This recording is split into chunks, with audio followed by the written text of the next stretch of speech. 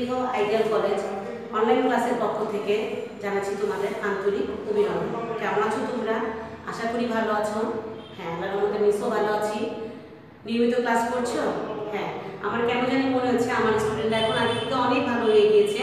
ওরা ক্লাস করছে, পরীক্ষাগুলো দিচ্ছে। আমি খুব খুশি তোমরা ক্লাস করছো, পরীক্ষা দিচ্ছ। আমার খুব ভালো লাগছে।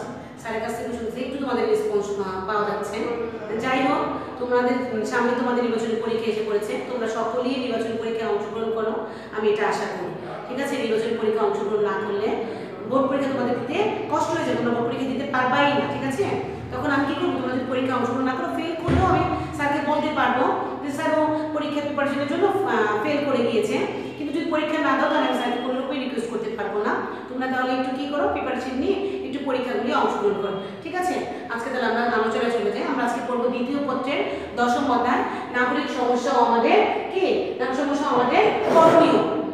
দেখো, নাগরিক সমস্যা আমাদের করণীয়। দেখো, নাগরিক সমস্যাটা কি সেটা বলো। যে বাংলাদেশের নাগরিক হিসেবে আমরা কেউ বা শহরে, কেউ বা গ্রামে আমরা কি করি? বসবাস করি। জন্ম থেকে মৃত্যু পর্যন্ত, জন্ম থেকে মৃত্যু পর্যায়ক্রমে দেখো পরিবার বলো, সমাজ বলো এবং রাষ্ট্রীয় সদস্য হিসেবে হ্যাঁ বসবাস করি। আমাদের বসবাসের বিভিন্ন পর্যায়ে আমরা বিভিন্ন রকমের সুযোগ সুবিধা ভোগ করি এবং সুযোগ সুবিধা ভোগ করার পাশাপাশি আমরা বিভিন্ন রকমের সমস্যার সম্মুখীন হতে থাকি। এই সকল সমস্যাকে আমরা কি বলে থাকি? নাগরিক সমস্যা হিসেবে চিহ্নিত করা হয়। এগুলোকে বলা হয় নাগরিক সমস্যা। তাহলে আমরা দেখো নাগরিক সমস্যা আমরা কি কি সমস্যাগুলো নাগরিক সমস্যাগুলো আমরা কি কি সমস্যা আমরা সমস্যার সম্মুখীন হই। দেখো, বিশেষ চাহিদা জনগোষ্ঠী মানে প্রতিবন্ধী। দেখো, বিশেষ চাহিদা সম্পূর্ণ জনগোষ্ঠী। প্রতিবন্ধীদের ইংরেজিতে কি বলা হয়? প্রতিবন্ধীদের ইংরেজিতে বলা হয় হচ্ছে পারসন উইথ স্পেশাল নিডস।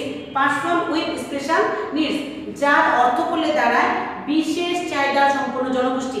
বিশেষ চাহিদা সম্পন্ন জনগোষ্ঠী, পারসন উইথ স্পেশাল নিডস, বিশেষ চাহিদা সম্পন্ন জনগোষ্ঠী। ঠিক আছে?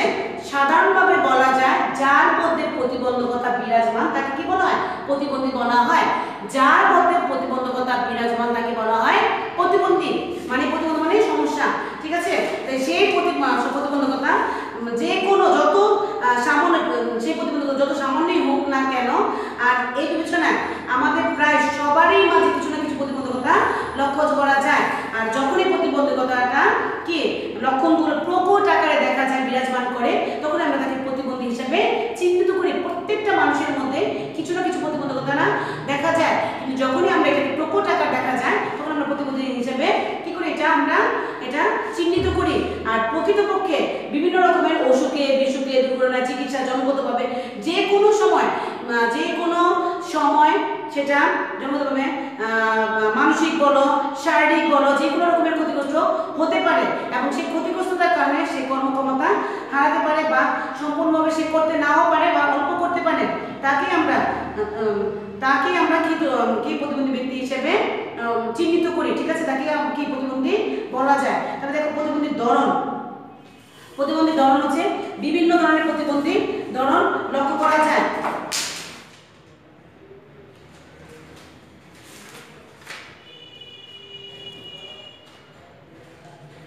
দেখো, প্রতিবন্ধীর ধরনগুলো হচ্ছে প্রতিবন্ধী ব্যক্তি অধিকার ও সুরক্ষা আইন 2013 অনুসারে প্রতিবন্ধী অর্থ যে কোনো কারণঘটিত দীর্ঘমেয়াদী বা স্থায়ীভাবে যে কোনো ব্যক্তির শারীরিক, মানসিক, বুদ্ধিগত, বিকাশগত, ইন্দ্রিয়গত ক্ষতিগ্রস্ততা বা প্রতিকূলতা এবং উক্ত ব্যক্তির প্রতি দৃষ্টিভঙ্গিগত, পরিবেশগত বাধার পারস্পরিক প্রভাব, যার কারণে উক্ত ব্যক্তি সমতার ভিত্তিতে সমাজে পূর্ণ ও কার্যকর অংশগ্রহণে বাধাপ্রাপ্ত হন, তাকে আমরা কি বলি? প্রতিবন্ধী ব্যক্তি হিসেবে চিহ্নিত করি। কত সালে? 2013 সালে বলে অধিকার ও সুরক্ষা আইন 2013 সালে। দেখো, প্রতিবন্ধী ধরনগুলো দেখো। অটিজম বা অটিজম স্পেকট্রাম ডিসঅর্ডার, এটা কাকে বলে? অটিজম মস্তিষ্কের স্বাভাবিক বিকাশের একটি জটিল প্রতিবন্ধকতা, যা শিশু জন্মের 1 বছর হতে 6 মাস থেকে 3 বছর বয়সের মধ্যে এটা প্রকাশ পায়। এই ধরনের প্রতিবন্ধী ব্যক্তিদের সাধারণত শারীরিক গঠনের কোনো রকম সমস্যা হয় না। তাদেরকে তাদের চেহারা, হাত পা ওগুলির কোনো রকমের অস্বাভাবিকতা লক্ষ্য করা যায় না। তারা হচ্ছে কি তাদের মধ্যে অনেক সময় ছবি আঁকা, গান করা, কম্পিউটার চালানো প্রভৃতি জটিল বিষয় এই ধরনের ব্যক্তিরা বিশেষ দক্ষতা প্রদর্শন করে থাকেন। এদের মধ্যে মৌখিক কোনো রকমের সমস্যা হয়, মৌখিক বা অমৌখিক যোগাযোগের সীমাবদ্ধতা শ্রবণ, দর্শন, গন্ধ, স্বাদ, স্পর্শ, ব্যথা, ভারসাম্য চলনে অন্যদের তুলনায় বেশি বা কম হয়। তারপর স্বাভাবিক শারীরিক অঙ্গভঙ্গি একটু হয়, একই রুটিনে চলার প্রবণতা থাকে, অতিরিক্ত চাঞ্চল্যতা বা উত্তেজনা, অসঙ্গতিপূর্ণ হাসি কান্না, তাদেরকে কি বলে অটিজম বা অটিজম স্পেকট্রাম ডিসঅর্ডার বলে চিহ্নিত করা হয়। শারীরিক প্রতিবন্ধী, যাদের মধ্যে শারীরিক প্রতিবন্ধকতা লক্ষ্য করা যায় তাদেরকে কি বলে শারীরিক প্রতিবন্ধী হিসেবে চিহ্নিত করা হয়, বলা হয়। যেমন উভয় বা একটি বা উভয় হাত বা পা না থাকা, কোনো হাতে অর্ধেক থাকা বা আংশিক থাকা। তারপর হচ্ছে হাত পা না থাকা, কানে কম শোনা, তারপর হচ্ছে শারীরিক কোনো রকমের তারপর হচ্ছে স্নায়বিক অসুবিধার কারণে স্থায়ীভাবে শারীরিক ভারসাম্য না থাকে, তাকে হচ্ছে শারীরিক প্রতিবন্ধী বলা হয়। মানসিক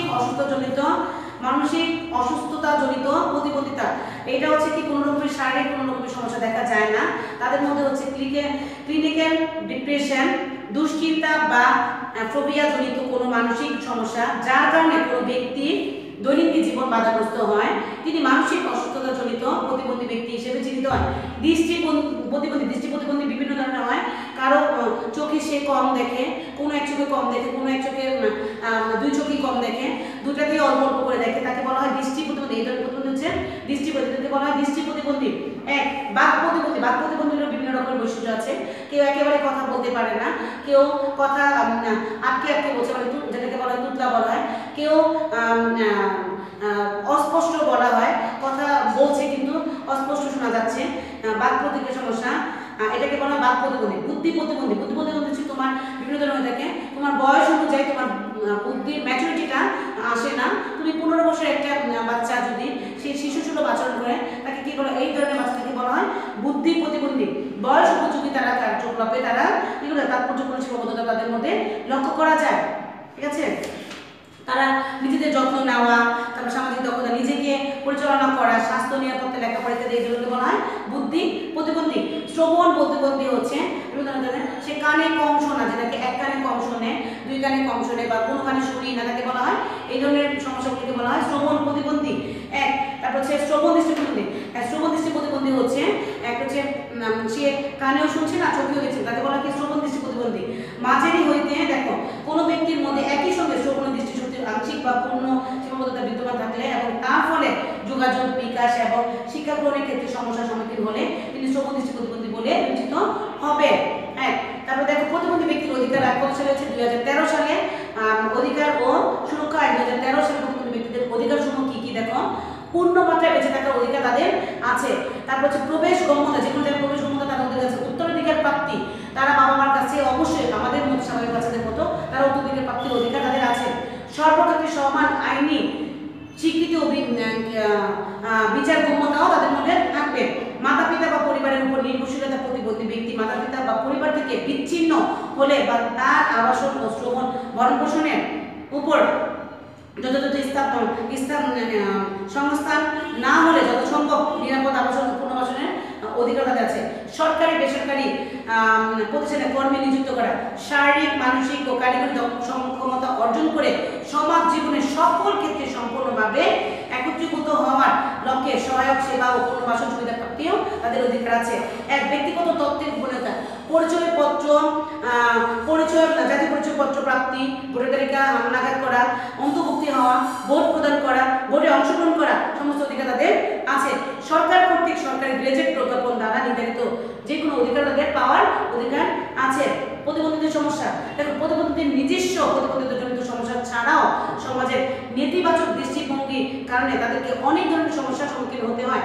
যে সকল প্রতিবন্ধীরা সামাজিক ও পারিবারিক জীবনে প্রতিটি পদে পদে সমস্যার সম্মুখীন হয়, যে সকল সমস্যার সম্মুখীন তাদের হতে হয়, সেই সকল সমস্যাগুলি হচ্ছে কি শিক্ষা, কর্মসংস্থান, আয় উপার্জন, তারপর হচ্ছে বিবাহ, দাম্পত্য জীবন ও যৌতুক, সমাজ ও পরিবারের মনোভাব, নিরাপত্তাহীনতা। দেখো শিক্ষা, প্রতিবন্ধী ব্যক্তিদের বাস্তব পরিস্থিতির প্রেক্ষাপট তাদের শিক্ষা গ্রহণ হচ্ছে সবচেয়ে অবহেলিত একটি বিষয়। 2004 সালে বাংলাদেশের সরকার পরিচালিত এক জরিপে দেখা যায় প্রতিবন্ধী শিশুদের মাত্র 5% বিদ্যালয়ে তারা কি করে সুযোগ পাচ্ছে। বিদ্যমান শিক্ষা ব্যবস্থা প্রতিবন্ধী শিক্ষার্থীদের যোগ্যতা ও প্রাতিষ্ঠানিক পরিবেশের সাথে খাপ খাওয়ানোর সামর্থ্যের ব্যাপারে অভিভাবকগণ ও বিদ্যালয় কর্তৃপক্ষ যথেষ্ট কি যথেষ্ট সন্দিহান। এছাড়াও এক্ষেত্রে কোনো আইনি বাধ্যবাধকতা নেই। কারণ 1990 সাল থেকে 6 থেকে 20 বছর বয়সী সব শিশুর জন্য বাধ্যতামূলক প্রাথমিক শিক্ষা আইন জারি করা হয় এবং এই আইনে 3 নং ধারায় বলা হয়েছে কোনো বিদ্যালয় প্রতিবন্ধী শিশুদের ভর্তি করতে বাধ্য নয়, যার ফলে প্রতিবন্ধী শিশুরা মূলধারায় শিক্ষাগ্রহণ থেকে বঞ্চিত হচ্ছে। প্রতিবন্ধীদের শিক্ষাদানের জন্য প্রয়োজনীয় ইশারা ভাষা যথাযথ উন্নতি এখনো সাধিত হয়নি এবং সেই পরিমাণে শিক্ষকও নিয়োগ দেওয়া হয়নি এবং শিক্ষা প্রতিষ্ঠানের সেই প্রতিবন্ধী বাচ্চাদের শিক্ষা প্রতিষ্ঠানেরও কি সফলতা লক্ষ্য করা যায়, যার ফলে প্রতিবন্ধী বাচ্চারা সুশিক্ষায় শিক্ষিত হতে পারছে না। তারপর হচ্ছে কর্মসংস্থান আয় উপার্জন। যে কোনো কর্মসংস্থানই বড় প্রতিবন্ধীদের জন্য যথাযথ কর্মসংস্থানেরও প্রত্যাশা করা স্বাভাবিকভাবেই অসম্ভব হয়ে পড়েছে। কারণ প্রতিবন্ধীদের জন্য যে কোনো পেশা বা কর্মসংস্থানের ক্ষেত্রে অনুকূল পরিবেশের অভাব রয়েছে। প্রতিবন্ধীরা তাদের ক্ষমতা অনুযায়ী সক্ষমতা অনুযায়ী যে কোনো জায়গায় তারা গিয়ে কাজ করতে সক্ষম নয় এবং কোনো কোনো ক্ষেত্রে দেখা যাচ্ছে যে মালিকপক্ষ চাকরিদাতাদের নেতিবাচক মনোভাবের কারণে, এটা মূল কারণ, তারা কোনো কোনো সময় হচ্ছে তাদের প্রতিবন্ধীদের কারণ ছাড়াই, যুক্তিসঙ্গত কারণ ছাড়াই তাদেরকে ছাঁটাই করা হচ্ছে। এইসব নেতিবাচক প্রতিকূল পরিস্থিতি মেনে নিয়ে প্রতিবন্ধীরা কাজ করতে বাধ্য হচ্ছেন, কারণ তাদের কর্মসংস্থানের সুযোগ খুবই সীমিত। বিবাহ, দাম্পত্য জীবন ও যৌতুক। দেখো, প্রতিবন্ধী মানুষ ও তার পরিবারের হতাশার অন্যতম কারণই হচ্ছে মানুষ স্বাভাবিক একজন প্রতিবন্ধীকে বিয়ে করতে চায় না। আর পরিবার প্রতিবন্ধীদের সদস্যের উপস্থিতি সম্পূর্ণ পরিবারের জন্য দুর্ভাগ্য বয়ে আনে। কারণ একজন বাবা মা মনে করেন যে একজন প্রতিবন্ধী বাচ্চাকে আমি জন্মের পর আনার পর সেটাকে পরিবারের জন্য একটা আমি দুর্ভাগ্য করি, কিন্তু অ্যাকচুয়ালি এটা না, দুর্ভাগ্য হিসেবে তারা মেনে নেন যে পরিবারের সারা জীবনের জন্য এটা আমার দুর্ভাগ্য হয়ে মাথায় বোঝা হয়ে দাঁড়ালো। সমাজে এই ধরনের কুসংস্কার প্রচলিত রয়েছে যে প্রতিবন্ধী মহিলাদের বিয়ের বেশিরভাগই যৌতুক হিসেবে মোটা অঙ্কের নগদ অর্থ, দামি জিনিসপত্র অথবা জমি দেবার বিনিময় সম্পন্ন হয়ে থাকে। যৌতুক নির্ভর এই ধরনের বিয়ে অধিকাংশ ক্ষেত্রে বেশিরভাগই স্থায়ী হয় না। সমাজ ও পরিবারের মনোভাব। দেখো, প্রতিবন্ধী বাচ্চাদেরকে সমাজ এবং পরিবার দুটাকে কি করতে হয়, তাদের মনোভাবটা একটু অন্যরকম হয়ে থাকে।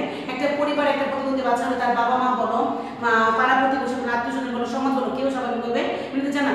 এমনকি একজন বাবা মাও তাদের জন্য বিভিন্ন রকম সেভিং করতেও তাদের জন্য চাচ্ছে না, বিনিয়োগ করতে আগ্রহী নন, নিরাপত্তা। একটা প্রতিবন্ধী বাচ্চা অন্য স্বাভাবিক সব বাচ্চাদের তুলনায় অনেক 10 গুণের বেশি যে তারা নিরাপত্তাহীনতায় ভোগে। তারা প্রতিবন্ধীদের এই রকম সমস্যার সম্মুখীন হতে, আর এই সমস্যাগুলি থেকে সমাধান পেতে হলে অবশ্যই প্রতিবন্ধী ব্যক্তিদেরকে অবশ্যই জনসচেতনতা বৃদ্ধি করতে হবে। সমস্যার সমাধানগুলি দেখো, প্রতিবন্ধীদের ক্ষমতা উন্নয়ন করতে হবে। দেখো, জনসচেতনতা বৃদ্ধি করতে হবে। প্রতিবন্ধী ব্যক্তিরা যাতে পরিবার কিংবা সমাজে বোঝার বা অবহেলার শিকার না হন সেজন্য জনসচেতনতা বৃদ্ধি করতে হবে। অবহেলা কিংবা অবমূল্যায়ন এদের মাঝে হতাশা, উদ্বেগ এবং উৎকণ্ঠা তৈরি করেন।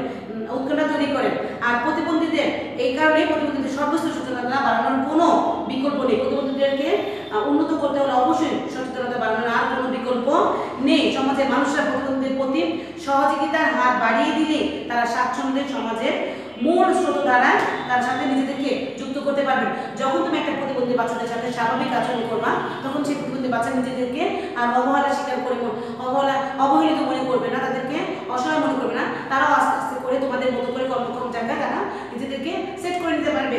এক, নিরাপত্তা নিশ্চিত করুন। প্রত্যেকটা প্রতিবন্ধী বাচ্চাদেরকে তারা নিরাপত্তাহীনতা ভোগে, প্রত্যেকটা প্রতিবন্ধীরা যাতে তাদের স্বাভাবিক জীবনযাপন করতে পারে সেজন্য তাদের নিরাপত্তার দিক থেকেও কি করতে হবে, মনোযোগী হতে হবে। প্রতিবন্ধীদের সুযোগ নিয়ে কেউ যাতে তাদের উপর অত্যাচার বা নিপীড়ন চালাতে না পারে সেদিকেও কি করতে হবে, একটা আইনি ব্যবস্থা করতে হবে।